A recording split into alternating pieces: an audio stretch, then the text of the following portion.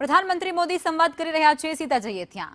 वो फेसबुक पर बात कर पाते थे, वीडियो कर सकते थे। ये डिजिटल ट्रांजैक्शन का हमारा काम जो चल रहा है, उसका वहां क्या अनुभव है? सर, मेरे लिए सबसे आश्चर्यजनक बात ये रही कि 14,500 फीट की ऊंचाई पर क्यूआर कोड से पेमेंट करना। सर, जहां सांस लेना मुश्किल था, ऑक्सीजन की कमी थी, वहां पे डिजिटल इंडिया पूरी सहजता के साथ चल रहा था। मैंने डिजिटल इंडिया को बस एक मिशन ही नहीं समझा सर, डिजिटल इंडिया एक ऐसा मिशन है जो देश के कोने कोने में लोगों का विश्वास बना हुआ है। अच्छा, आने के बाद आपके दोस्त आपको क्या पूछ रहे हैं और आप क्या बता रहे हैं? सर, आने के बाद सबने पूछा कि कैसे गए, क्या हुआ। फिर मैंने माई भारत के रजिस्ट्रेशन के बारे में उनको बताया। सर, मैं आपसे एक एक्सपीरियंस और शेयर करना चाहता हूं कि सर, मुझे सेल्फ हेल्प ग्रुप में माताओं बहनों से मिलने का मौका मिला। जब मैं वहां पर पहुंचा तो सर, मैंने अपनी आंखों से देखा कि वो विकसित भारत और आत्मनिर्भर भारत का भविष्य लिख रही है। किसी के हाथ में फोन है, वो डिजिटल माध्यम का प्रयोग करके अपना सामान बेच रही है। कोई माताएं बहनें होम स्टे चला रही हैं। और सर, ये वहां सी बख्तून की खेती होती है, कोई सी बख्तून से एनर्जी ड्रिंक बना रही हैं। मैंने उन सब के साथ मिलके बैठ के सर, उन्हें पीएम मुद्रा योजना के बारे में बताया, दीनदयाल अंत्योदय योजना के बारे में बताया कि किस इस सब गवर्नमेंट स्कीम का वो प्रयोग करके ज्यादा से ज्यादा अपने इकोनॉमिक एक्टिविटी को बूस्ट कर सके सर। और मेरे लिए सबसे अच्छा ये था कि सर, मैं चीचम ब्रिज पर गया। 2017 के पहले चीचम ब्रिज बना सर। 2017 के पहले कोई भी कनेक्टिविटी किब्बर गांव से और चीचम से कुछ नहीं था सर। वो बॉर्डर रोड ऑर्गेनाइजेशन ने जब वो ब्रिज बनाया, आज किब्बर और चीचम गांव की कनेक्टिविटी बहुत अच्छे से हो गई है। वहां पे टूरिज्म सर बहुत अच्छे से बढ़ रहा है, इकोनॉमिक एक्टिविटी बहुत अच्छे से बूस्ट हो रही है।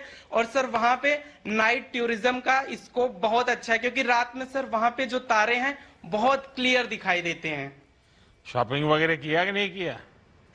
हाँ सर, बहुत शॉपिंग किया, डिजिटल पेमेंट किया।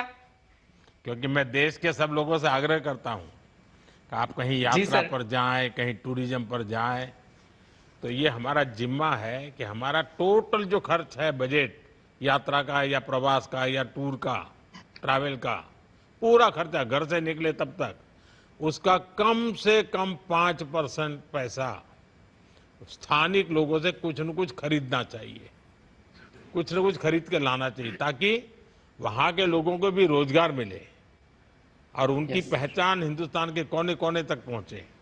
और इसलिए खरीद जरूर करना चाहिए। चलिए आशीष जी, बहुत अच्छा लगा आप सबसे बात करके, सभी नौजवानों से बात कर करके। मेरी तरफ से आपको शुभकामनाएं हैं। शायद अभी भी कुछ कार्यक्रम बाकी है, मैं इंतजार करता हूं क्या सूचना आ रही है।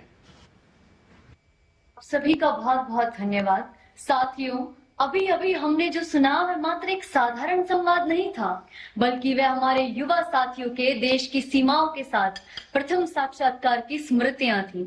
और सर, यही तो वह भावना है जो विकसित वाइब्रेंट विलेज प्रोग्राम की नींव है, जहां आपने ठान लिया है कि सीमा पर बसा हर गांव अब आखिरी गांव नहीं, बल्कि देश का पहला प्रहरी और विकसित भारत का पहला द्वार बनेगा। तो युवा साथियों, इस मिशन को नई ऊंचाई देने के लिए अब उनके शब्दों का इंतजार है जो देश के सबसे बड़े प्रेरणा स्रोत हैं। इसलिए मैं अत्यंत आदर, गर्व एवं सम्मान के साथ हम युवाओं के मित्र माननीय प्रधानमंत्री जी को उनके प्रेरणादायी संबोधन हेतु सादर आमंत्रित करती हूँ।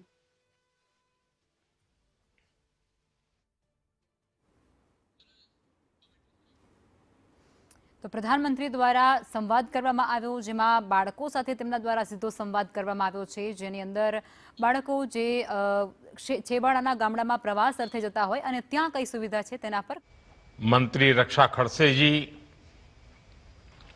और देश भर से जुड़े सभी मेरे युवा साथियों, आज का ये कार्यक्रम बहुत विशेष है। देश भर के करीब 250 जिलों के युवा साथी इस प्रोग्राम से जुड़े हैं। मैं आप सभी का अभिनंदन करता हूं।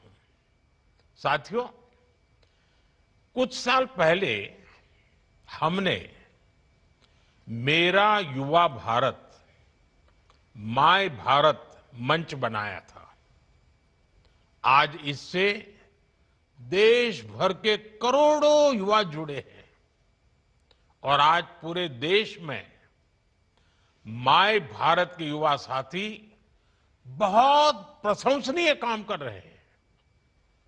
विकसित भारत डायलॉग से लेकर विकसित वाइब्रेंट विलेज प्रोग्राम तक आप सभी ने अपना सामर्थ्य बखूबी दिखाया है। साथियों, विकसित भारत यंग लीडर्स डायलॉग के दौरान मैंने एक विचार युवाओं के सामने रखा था। विचार ये था कि क्यों न युवा साथी वर्चुअल माध्यम के बजाय जमीन पर उतरकर भारत को जाने, भारत से जुड़े, भारत को जीने की कोशिश करें, भारत को समझें। भारत के गांवों में विकसित होने के लिए कितनी आकांक्षाएं हैं, ये गांवों में जाकर पता चलती है। और हमारे सीमावर्ती गांवों में विकास की आकांक्षा और देशभक्ति की भावना, ये हम बराबर और कभी तो लगता है कि उनके लिए खुद से ज्यादा देश होता है। देश पहले, बाकी सारी सुविधाएं बाद में, ये हमको सीमावर्ती गांवों में खास अनुभव आती है। और इसलिए उद्देश्य ये था कि देश के अलग अलग जिलों के युवा हिमाचल, उत्तराखंड और लद्दाख के गांवों की यात्रा करें। वहां लोग कैसे रहते हैं, खान पान कैसा है, कामकाज, संस्कृति, जीवन व्यवहार, ये सारी बातें क्या है, चुनौतियां क्या है। देश के प्रथम गांव में बैठे हुए लोग देश की सुरक्षा के लिए कितने जागरूक हैं,